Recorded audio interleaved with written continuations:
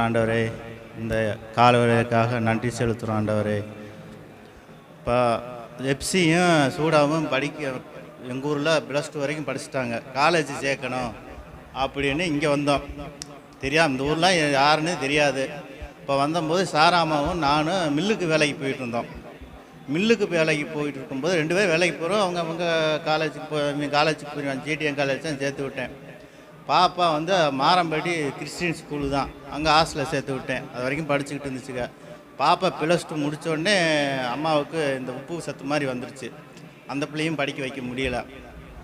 சாராம்மாவுக்கு உப்பு சத்து வந்தோமே நாங்கள் எங்கெங்கேயோ போய் பார்த்தோம், ஒன்றும் முடியலை. அப்புறம் என்ன ஆச்சு, ரொம்ப மோசமான நிலைமைக்கு வந்துருச்சு.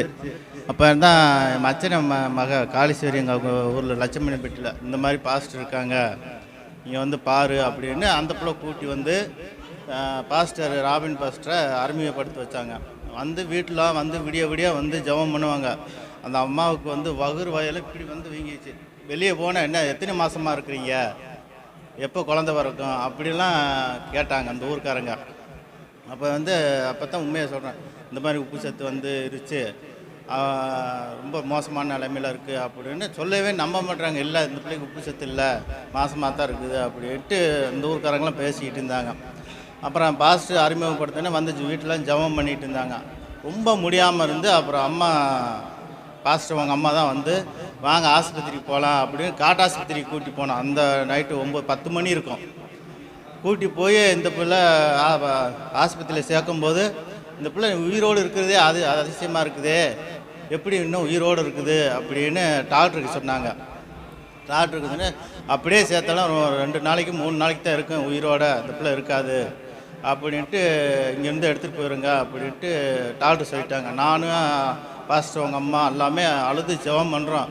சரி, ஒரு தடவை அது ஒன்று என் சகோதரன் எங்கள் கள்ளிப்பட்டியில் இருக்கேன். ஸோ ஒரு தடவை அங்கே போய் பார்க்கலாம் வாங்க அப்படின்னு. அவன் பேர் சமூகவேல். அவனு நான் அம்மா லிபி 3 பேருமே போகிறோம். போய் ராஜராஜேஸ்வரியில் போய் சேர்க்கும்போது சரி பார்க்கலாம், முயற்சி பண்ணி பார்க்கலாம் அப்படிங்கும்போது டெஸ்ட்டு எல்லாம் எடுக்கும்போது ஒரு ஆப்ரேஷன் பண்ணணும் அப்படின்னாங்க. ஆப்ரேஷன் பண்ணணும்னா கழுத்தில் ஆப்ரேஷன் பண்ணணும். இந்த நரம்பு எடுக்கணும், இந்த மெயின் நரம்பு, மூளைக்கு போகிற நரம்பு, குதிங்கால் நரம்பு, மெயின் நரம்பு இருக்குல்ல, அந்த நரம்பை வெட்டி ஆப்ரேஷன் பண்ணணும் அப்படின்னாங்க. சரி பண்ணலாமா அப்படின்னு கேட்டேன். சரி பண்ணிடுங்க அப்படின்ட்டு நான் பண்ணேன்னா அதுக்கு 5000 ரூபா கேட்டாங்க. அப்போதைக்கு 5000 ரூபா, இப்போ எவ்வளோன்னு தெரியல. 5000 ரூபா பண்ணி வெட்டி இந்த இடத்துல வெட்டி மிஷின் மாதிரி வச்சாங்க. அப்போ டயல்ஸ் போடணும், அதுக்கு காசு கட்டுங்க அப்படின்னாங்க. அதுக்கும் கட்டியாச்சு. மொத்தத்துக்கு டயல்ஸ் போடவும் கொஞ்சம் நல்லா இருந்துச்சு. இப்போ முதல்ல சர்ச்சு, நான் அரவித்து கோயில்னு சர்ச் இருக்குது இந்த மெயின் ரோட்டில், பெரியாச்சு மெயின் சர்ச்சு, இந்த கிளைக்கு மெயின் சர்ச்சு. அங்கே போய் மொதல் வருஷம் போகிறோம் கிறிஸ்மஸ் நியூ இயருக்கு போகும்போது அம்மாவுக்கு என்ன வாக்கு தத்தம்னா, ஆயுள்காரங்கள் வருஷங்கள் அதிகரித்து தருவேன் அப்படின்னு வாக்கு தத்தம் வந்துச்சு. இது வரைக்கும் அந்த வாக்கு தத்தத்தை சொல்லி சாரமாக சொல்லி டெய்லியும் இல்லை, எப்போ ஒரு தடவை அந்த வாக்கு தத்தத்தை சொல்லி ஜெபம் பண்ணுவாங்க. அதே மாதிரி இது வரைக்கும் உயிரோடு வச்சிருக்கார ஏசப்பா. அந்த வாக்கு தத்தம்படியே ஆயுள்காரங்கள் வருஷத்தை கூட்டி தருவேன் அப்படின்னு இது வரைக்கும். அப்புறம் ஒரு நாள் ரொம்ப மோசமாக இருந்துச்சு, நான் வேலைக்கு போயிட்டேன். டயல்ஸ் பண்ணும்போது அந்த பல்ஸு என்னென்னமோ சொல்கிறாங்க, அதெல்லாம் குறைஞ்சிருச்சு. பாப்பா எப்சி அப்பா அம்மா மோசமாக இருக்குது, நீ உடனே வாப்பா அப்படின்ட்டு ஃபோன் பண்ணது மில்லுக்கு. நான் வேலை செஞ்சுட்ருக்கேன். சரிம்மா வையம்மா நான் வாரேன் அப்படின்ட்டு ரொம்ப மோசமான நிலைமைக்கு ஆகிட்டாங்க. போகும்போது நான் வண்டியில் வேகமாக வரேன். ஏசப்பா நான் போகக்கூடிய நல்லா இருக்குன்னு, ஏசப்பா எனக்கு யாரும் தெரியாது, எப்படி சொல்லி செவம் பண்ணணும்னு தெரியாது, நீங்கள் தான் சாராமாவை காப்பாற்ற நீங்கள் வாக்குத்தத்தம் கொடுத்துருக்குறீங்க அப்படின்னு சொல்லி வேகமாக வரேன். கண்ணை மூடிட்டு என்ன நடந்தாலும்னு. ஆனால் அந்த ஸ்பீடில் அங்கே வேடசுந்தலேருந்து திண்டுக்கல் வரைக்கும் எப்படி வந்தேன்னு எனக்கே தெரியாது. அந்த கூட ஏசப்பா கூட இருக்குமுன்னு அப்போ இந்த வேகத்தில் வந்துட்டேன். அரை மணி நேரத்தில் வந்துட்டேன் வேடசுந்தலேருந்து திண்டுக்கலுக்கு ராஜராஜேஸ்வரிக்கு. அப்புறம் ஒரு நாள் பார்க்குறேன், லிவியா அப்படியே அழுதுகிட்டு இருக்குது. லிவியான்னு சொல்லுவோட இந்த மூத்த மகா தான். அந்த பிள்ளை அம்மா பக்கத்துலேயே உட்காந்து சோத்திரம் பண்ணிக்கிட்டு இருந்துச்சு. சரி அப்படின்ட்டு நானும் 1 மணி நேரம் ஜெபம் பண்ணிவிட்டு நான் எனக்கு சத்தம் போட்டு ஜெபம் பண்ண மாட்டேன், மனசுக்குள்ளேயே செட் பண்ணிக்குவேன். அப்புறம் பழசு கொஞ்சம் கொஞ்சமாக குறைஞ்சி அப்புறம் நார்மலுக்கு ஆயிடுச்சு. அப்புறம் வீட்டுக்கு கொண்டு வந்தேன். அப்புறம் சூடாவுக்கு அந்த புண்ணு ஆறாமே இருந்துச்சு. ஏசப்பா மூலியமாக ஒரு டாக்டர் காமிச்சார். இப்போ இந்த புண்ணும் நல்லா ஆறிடுச்சு. அவனுக்கு ஒரு நல்ல வேலை. அதேமாதிரி நானும் ஒரு மில்லில் பல நம்மளோட எதிரியாளி இருப்பாங்களே, இவன் என்ன இப்படி இருக்கான், இவன் என்ன ஒன்றுமே பேச மாட்டேறான், இவன் யாருக்கிட்டையும் சரியாக பேச மாட்டேறான், ஏன் திண்ணீர் கூட இந்த கோயிலுக்கு போயிட்டு வருவாங்க. இப்போலாம் சீசனு கோயிலுக்கு போயிட்டு வருவாங்க. கோயிலுக்கு போய்ட்டு வந்து திண்ணீர் அந்த பொறிகளை கூட வாய வைக்க மாட்டேன். ஏன்டா அதில் தானே இருந்தேன். ஆமாடா, நானும் தான் மாலை போட்டு போனேன்.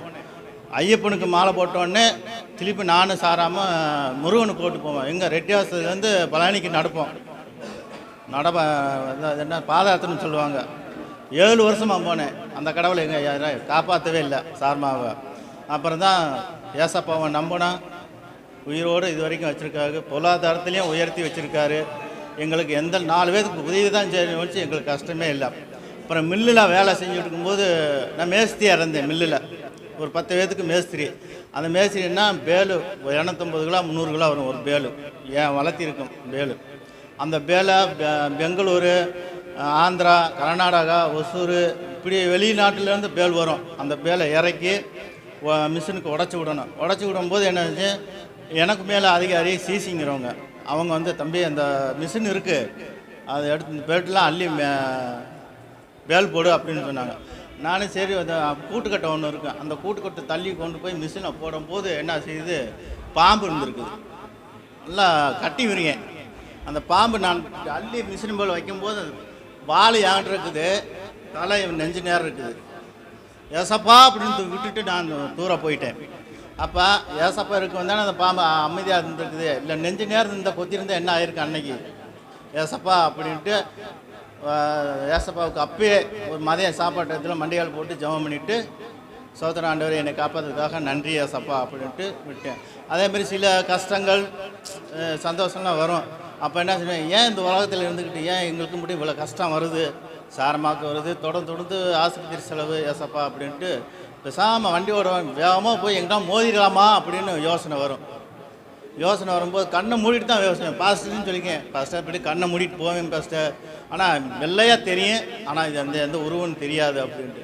பல இதுக்கு என்னை காப்பாற்றுறதுக்காக நன்றி செலுத்துகிறேன். அதேமாதிரி செப்தாவுக்கு மூக்கு இல்லை, இன்னொன்னுமோ எல்லாம் தெரியும் உங்களுக்கு, மூக்கு இல்லை, அது இல்லை, அவசரம் இது கலாச்சார பிள்ளையா பெற்று ஒரு டாக்டர் மேலே பச்சையாக கேட்குது ரெடியா சக்தியில், ரெடியா நீ அந்த பிள்ளை பிறந்தா மூளை வளைச்சிருக்காது, ஒரு மாதிரியாக இருக்கும், பேசாமல் கலாச்சரி அப்படின்ட்டு செப்தாவை சொன்னாங்க. ஆனால் வந்து இன்றைக்கி அழகான மூக்கை கொடுத்த ஆடவர், வயசு ஒரு 2.5 வயசு ஆக போகுது, அழகான குழந்தையா இருக்கும், சேட்டை பண்ணிகிட்டு இருக்கேன். அதனால் இந்த கால இருந்துக்காக ஏசப்பாவுக்கு நன்றி செலுத்துகிறேன். என் தடையாக வணங்குகிறேன்.